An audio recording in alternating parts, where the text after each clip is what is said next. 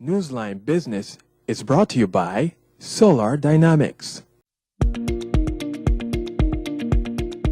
The Caribbean will have to rethink its approach to the labor market as it seeks to rebuild its ailing economies. This was one of the issues discussed at the just-ended meeting of Caribbean labor ministers.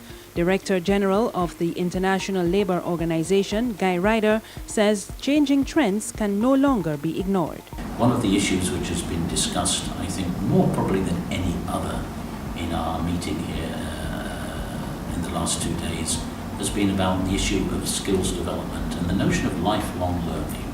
The fact that as the pace of change is accelerating in the world of work, I believe it is no longer logical or possible to think in a sequential way that at the beginning of our lives we learn and are educated for 20 or 25 years and then we work. That won't last any longer, because whatever you learn at the beginning of your life, it won't last you a full working life.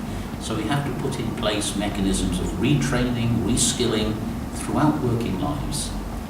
Another area that needs to be examined, Ryder says, is the mismatch between skills and the actual needs of the labor market. Part of this is about social attitudes. Parents still really want to send their kids to university. They think that this is the way to progress and success in life.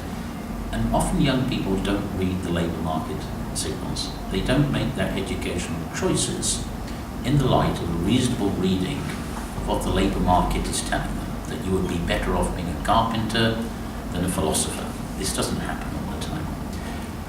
And that's not easy to change because it's about people's preferences. But we clearly have to adapt our educational systems to offer people better chances to acquire the skills that will be in demand in the future. He noted that the controversial issue of migration will also have to be addressed if the Caribbean is to meet its labor needs. The fact of the matter is, where skills shortages exist in a certain location, one way of compensating for them is simply to facilitate labour mobility.